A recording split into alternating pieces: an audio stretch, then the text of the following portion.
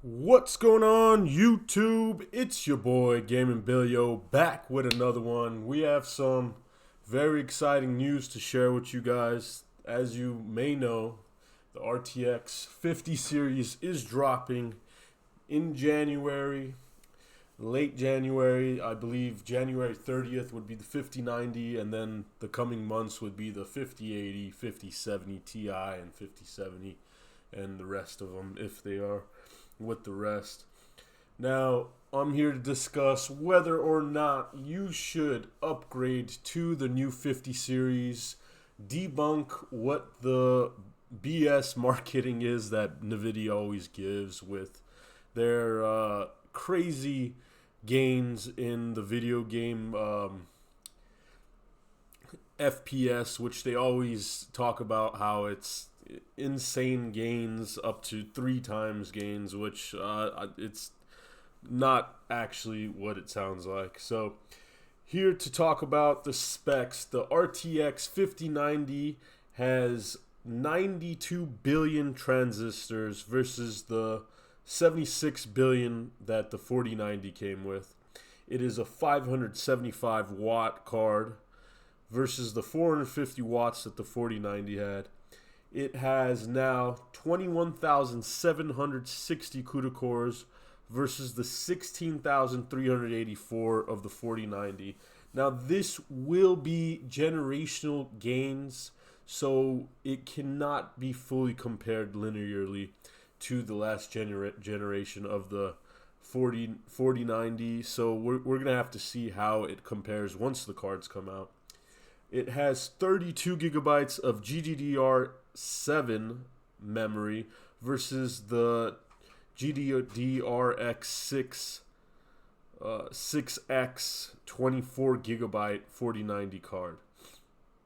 So that will be a boost in speed. Obviously, that will be a major boost. I don't know many use cases for 32 gigabytes, but it's finally getting up there where the video games are using these massive amounts of memory. I can remember when the Resident Evil 4 game first came out, I was actually using all of the memory on the 4080 Super, the 4080 Super, and now and also the 4090 when I upgraded to the 4090. So now 32 gigabytes will definitely give you more than enough for all future games for the next, I believe, 4 years to come. But we say that every year, and every year more and more lazy dev teams make it easier for these cards to sell by not optimizing any of the games. So it is, based off of the memory and the clock speeds usually, rather than the optimizations of the games how we used to have in past years. So this the 5090, will have a max boost clock of 2.41 gigahertz, which is below the 2.52 that the 4090 came with. It will have a 2.01 base clock, which is also lower than the 2.23 base clock of the 4090. It will have a 512-bit memory interface, so the memory bus that allows all this, graphics or whatever you're rendering to come will be a little bit upgraded because of the new GDDR7 memory. And there will be a major upgrade in AI tensor cores because NVIDIA, again, is going towards DLSS and frame generation rather than crazy boosts in actual power of the cards, actual capability of the rendering, So that will be the main factor. The last series, the 40 series, we had the Ada series where the 4090 and the 4080 weren't that big of a difference, and that's why I originally bought the 4080 and I was so happy with it, and I sold that card and got the 4090, which I also sold and was really unhappy with actually during the owning of that card. I have again another 4090 rig I'm recording on currently. I just posted the video, a little short, just a little video showing off the rig and talking about it for a minute. But I also have the 4080 Super at home. This is now my office space where I'm able to record, and we are blessed to have, you know, the best graphics card and CPU bundle with the 13900 KF after Intel updated their bullshit, excuse my French, with the BIOS, where it was lagging, it was burning out CPUs, it was causing major defects. So they did update that, and now it is much better. So back to the 4090 and 5090 comparison. It does have 3,352 AI tensor cores, like I said, versus the 1321, so 1,321 for the 4090. So that is a major uplift in the AI tensor cores because of the new technology that they're obviously coming out with, which is the DLSS 4. Just like the 40 series, they're gatekeeping probably the new generation, so you have to buy it to get these major gains. But frame to frame with DLSS 4 compared to DLSS 3, it is not that big of a difference. It's pretty much the same thing. The only new thing that is coming out is their new frame generation technology, which is called MFG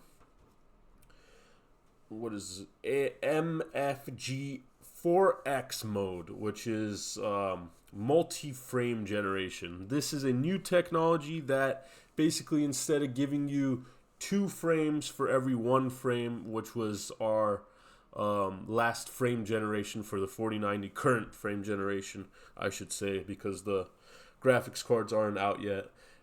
It is now up to 4. So this is only available in very select amount of games.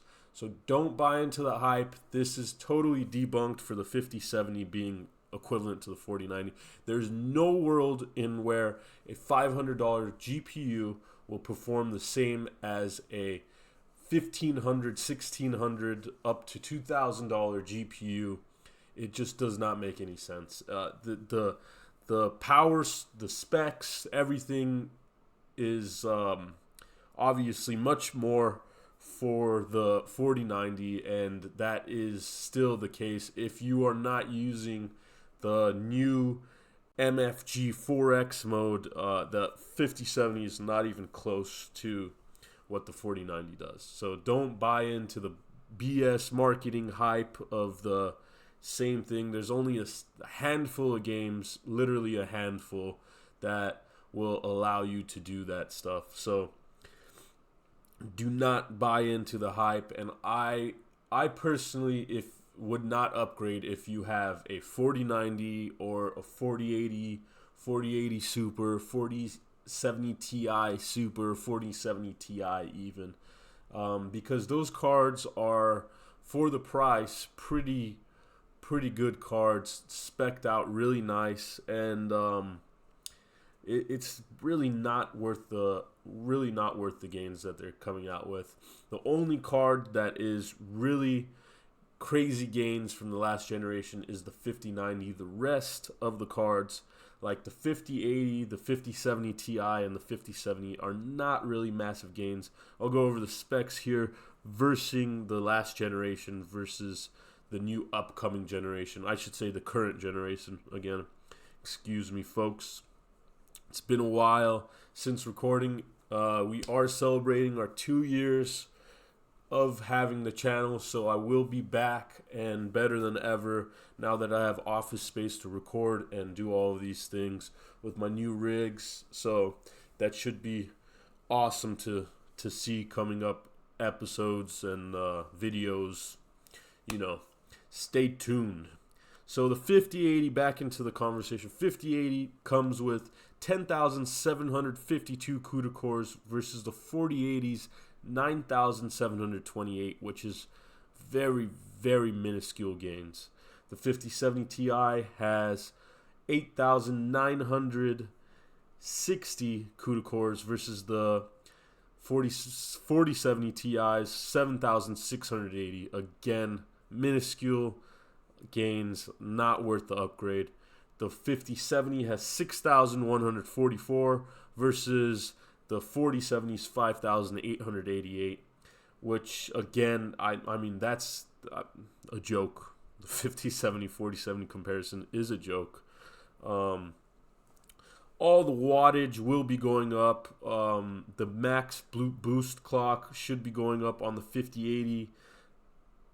So it will be a 360 watt card is what they're saying, with a memory bus of 256 bits. So the memory bus will not be upgraded. It will stay at 256 bits, which is the 4080 Super's card memory bus. I would still recommend that card. I just bought a 4080 Super not that long ago. It was a month ago or a couple weeks ago where I bought an entire rig where with the new 4080 Super, well, not new, but the 4080 Super, and it is also water cooled, so that is my personal rig at home, which I will be recording videos off of soon as well. I think that card is just an amazing deal for the $1,000 price point. I don't think there's any card that compares.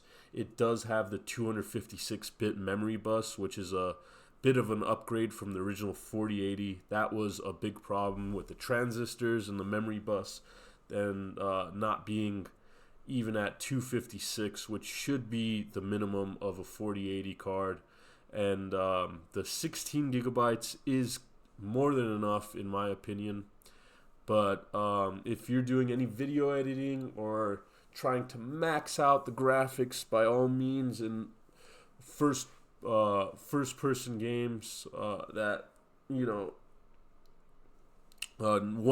single player games, you should probably still go with the 4080 Super in my advice to you. But I mean, if you want the absolute best, the 4090 and the 5090 will give you that.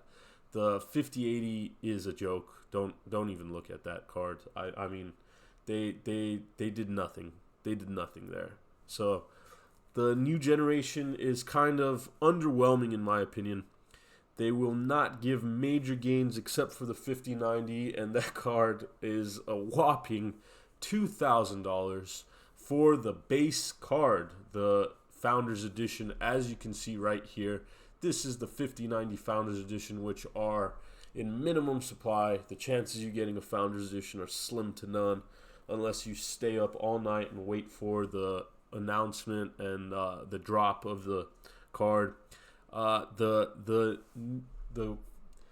MSI Supreme will be probably around the $2,500 price point, which is absolutely insane if you ask me. It makes no sense for a card to be that priced. The 4070 Ti Super is a much better deal, as you get the same exact specs right here, 16 gigabytes and 256-bit. I believe it might be an upgrade. I'm not sure. Maybe the Super has the same bit, but memory speeds are about the same, even though GDDR7 is an upgrade. It will be carrying more watts, so that's something to keep in mind if you are upgrading and you still have the same rig with the same power supply.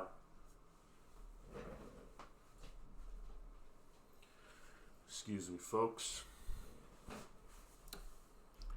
So, to get back into it, AMD is coming out with their new card. It will be the 9070 XT.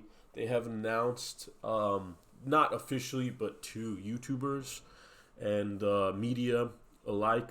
So they will also be coming out with the Fidelity FX4, which is FSR4, which is comparable to the DLSS. It is actually very nice, the DLSS and FSR comparison. FSR3 has been doing some insane numbers compared to the DLSS. So now is the best time to get a AMD graphics card, in my opinion. They are finally getting to where the technology with frame generation and upscaling with FSR is comparable to the NVIDIA tech. So I do really recommend getting a AMD graphics card if you're on the new budget tier. If you want to get a 4070 or a 5070, I do recommend getting the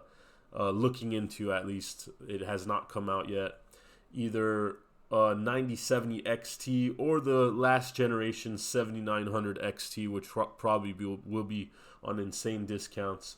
So they are coming out with the low latency anti-lag too with that as well. AMD will be having all of that. It should be something good to see. And it's exciting news, folks, that AMD is finally in a space where they're competing relatively, not to the 5090 powerhouse, but they will be competing, which will be nice. It'll be nice to see. So they did announce 9950X3D, a new CPU with that, which has 16 core, 32 threads, 5.7 gigahertz max boost clock, 144 megabytes of cache memory. So this is an exciting CPU coming out. I still do like the Intel CPU, the 13 and the 14900Ks, now officially that they've updated the BIOS. It is a much better investment for me in video editing and all of that, and also gaming, because I do not have to deal with AMD's core, whatever it is, where you have to X out a certain part of the card to make it work well. I do not want to deal with all that stuff. I want to put in a card and a CPU and use it how it's supposed to be meant to used, right out the box. I don't want to go into the BIOS for 2 hours and deal with a bunch of settings. So that's where AMD's new CPUs have been kind of underwhelming. The 9800X3D did not have that because the diode was in one piece, whereas the 7950X3D was multiple. So you did have to go into the BIOS and separate the dies from each other and whatnot, which is a big headache in my opinion. So it's not really worth it. New mobile CPUs are coming out with the Z2 and the Z2 Extreme. That is exciting news as well. That I'll be definitely keeping an eye out. I have been looking out for new handheld PCs that will definitely make a change in the market, because it's genuinely really convenient to have something that you can put in your pocket or your backpack and walk around with, have a little portable charger if your battery's dying, and get new games to perform in something that could almost fit in your back pocket, which is really insane to watch the technology finally get here to where you could finally play something like Cyberpunk 2077 in something that fits in your pocket or backpack. That is amazing, and I believe that would be a better option if you guys have a 40 series or even a 30 series card, instead of upgrading to get a handheld or wait till see how these new handhelds will perform. They do promise some major gains and will be coming with 16 graphic cores, the extreme version, So that's really exciting to see something like that come into the market. So yeah, DLSS models will have this new override for the nicer looking visuals, but I mean, that's already been done manually. So they saw someone do it manually and they said, okay, we should implement this into the new series as a marketing scheme, which is pretty cool. So it's easier for the user as well to make the visuals look a little bit better. But again, if you have if you have an RTX card, you could do this manually already. It has been done for the current generation. So that's pretty much it, folks. I to give my final thoughts, I would not currently upgrade if you do have a 4090 or a 5080. I mean a 4080 Super or 4070 Ti Super. Those cards are amazing graphics cards. And some of the AMD cards as well, like the 7900 to 7900 XT, XTX. Those cards are really amazing cards and are powerhouses in my opinion for the money. And I would not see myself upgrading if I had any of those cards. I currently am lucky enough to have both the 4090 and the 4080 Super, and I could play with both of them, and I don't see myself excited for this new generation at all. The only thing that was exciting was the new GDDR7, which, I mean, someone in China came out with a long time ago before the super cards came out, so I was disappointed to see the super cards not be upgraded with the GDDR7, but I knew the 50 series would be that as marketing again, and, you know, something to buy into. It just doesn't make any sense to me how NVIDIA is just so greedy with all of their cards. It just, every year it amazes me more and more how greedy they are. And unfortunately, I am buying into their crap by having the most expensive two cards that they sell currently.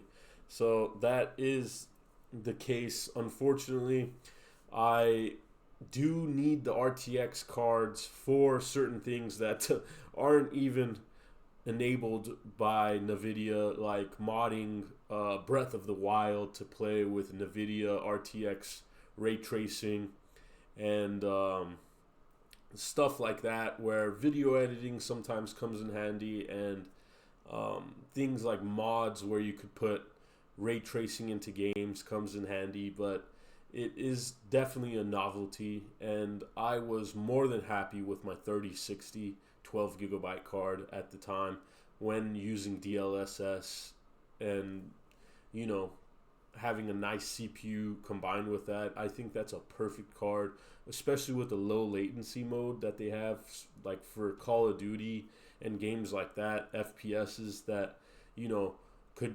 utilize the low latency and all of those things. I think the just doesn't make any sense. The 3060 was more than enough for me if I was just gaming FPS games like that with the implementation of DLSS and whatnot. So all in all, I would say boo to NVIDIA. It is a major greedy move again, just like the original launch of the 40 series, how greedy they were with the pricing and all of those things. It's the same thing, but I believe worse now, because the 5080 is not even a gain compared to the 5090. You know, it's just not comparable. It is not any dollar value better than any of the cards out now. So that is my opinion, and I would love to hear what you guys say about that in the comments below. Please leave a comment. We'll have discussions. I will be more interactive and posting videos out again now that I have this space to do so. So I appreciate you guys watching. Like, subscribe, comment, all the good stuff if you haven't already. And I'll see you on the next one. Peace.